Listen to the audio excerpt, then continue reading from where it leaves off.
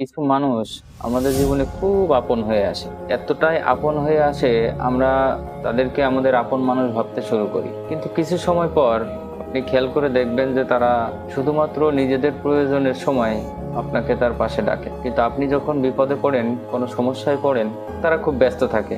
আপনার বিপদের সময় ডাকলে আপনাকে অ্যাভয়েড করার চেষ্টা করবে। আপনি ফোনে মেসেজ দেবেন, দেখবেন যে কোনো রিপ্লাই নাই। এমন একটা ভাব দেখাবে যেন তারা খুব ব্যস্ত।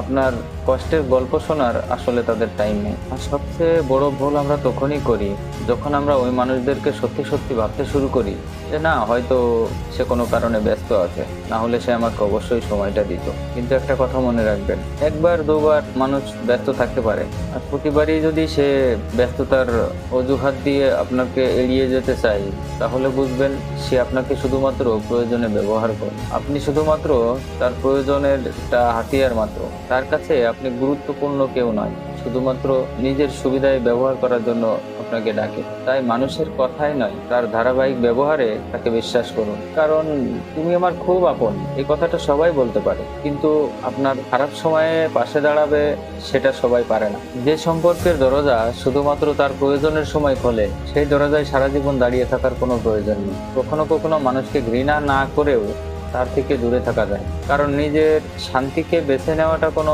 যুদ্ধ নয়, এটা নিজের প্রতি সম্মান। তো ভিডিওটা এই পর্যন্তই। ভালো লাগলে চ্যানেলটি সাবস্ক্রাইব করতে ভুলবেন না। আসসালামু আলাইকুম।